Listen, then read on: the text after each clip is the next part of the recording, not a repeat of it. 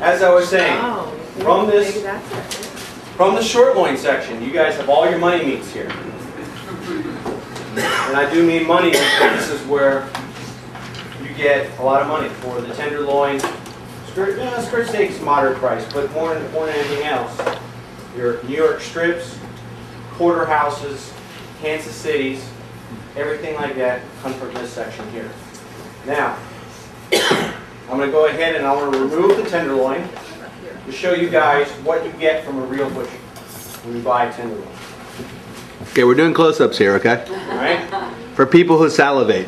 Basically, it's already been, a lot of it's been pre-cut for me. You don't have to waste a lot of your time doing simple stuff. Here we have whole tenderloin, okay? Cool. This is a whole beef tenderloin. It looks like a fish. Yeah, kind of. Sorry. This is the whole muscle here. It's one of those ancient fishes, you know? As Okay, you guys got can see, there's a lot of fat on it. Snakehead. You know? Snakehead. It looks like a snakehead. That's not Yeah. what you see when you get one. You usually get a nice little roast like this. That's for wusses. Give us the fat. Come on. Okay, so what if somebody comes in and says, I want to get a tenderloin for a party I'm having. All right, not a Here's what problem. you get. Yeah. This is what you buy. Right. You pay for this. This is what I paid for. Now what we do is called cleaning and tying it. Cleaning and tying is basically removing all the outer fat, removing such thing as called silver skin. Silver skin is especially prevalent on top of the tenderloin here. It's basically inedible. Very, very tough layers of skin underneath the fat. And we have to clean all of that off. And in the result, you're left with, this is a portion here, this is the tornado. This is the larger end. This is the tornado with the large end of the tenderloin. Some places leave it off because it's actually in the sirloin section. So they'll leave part of the tenderloin into the sirloin. But we lose money that way. I like to sell this whole tenderloin where we can get the most money for it. So anyways, to give you an idea of how much you lose, this section, from where my hand is to the top of the tenderloin, when it's done, when it's cleaned, is that. Whoa. So that's how much you lose. About 50%, huh? Yeah, close, maybe, yeah.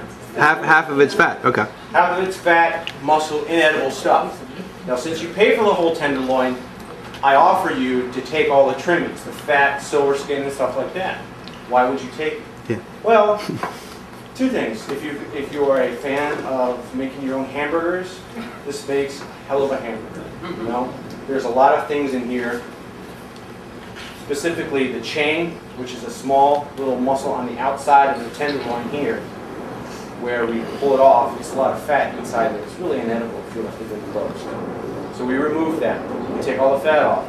You grind it together, make some pretty darn good hamburgers, meatballs, meatloaf, whatever. Well, if you can't grind it at home, ask me. I'll grind it for you. Okay, for us poor people that only eat hamburger, can't afford filet all the time. What is the best hamburger? Am I looking for lean, or am I looking for what? Give me the percentage of fat when I go to the store, or should I have it ground? You just tell me.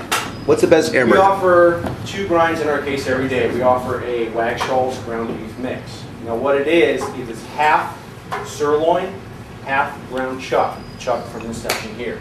Chuck, very good flavor, higher fat content. Sorry about that. I can hear Rocky. It's not a Gallagher show or anything like that. Everyone, come up here and slap the beef, okay? Come on over here. Basically what I was going to say is you get really good flavor, but you have a higher fat content with the chuck.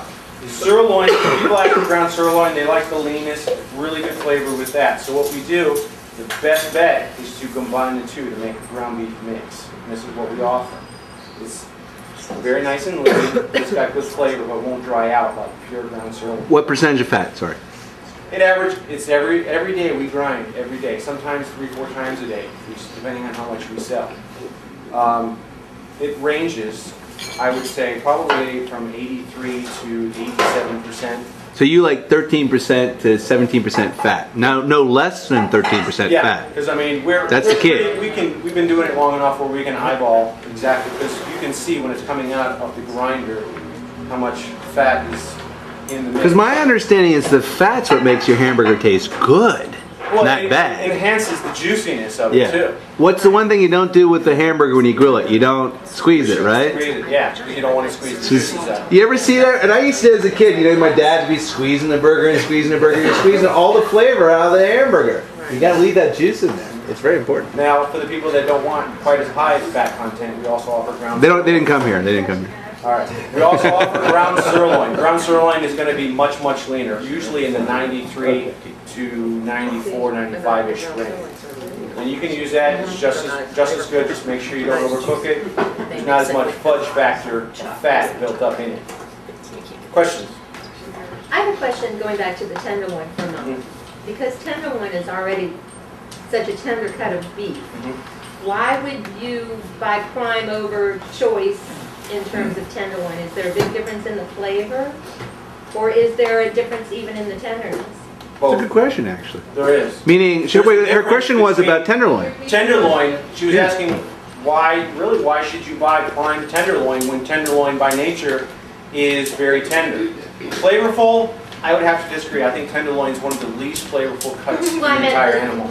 Yeah. Actually, you should repeat that because that's really important. Tenderloin is the most tender but least flavorful. Yes. And with the example that I use is two ends of a line here. You've got flavor on this end, you've got tenderness on the other. You've got steaks on both ends, you've got a tenderloin that's awesome tenderness, but really bad on the flavor scale. And you've got stuff in between, you've got stuff on the other end. Chop, ground meat, stuff like that. So whether you want to have something that melts in your mouth, and I mean melts in your mouth because But not in your hands. You try one of these, you compare it to something you buy in the grocery store. Like I was saying to a gentleman, you're not happy with what you buy from my store, I will give you your money back when questions asked. Because I have that much confidence in what we sell.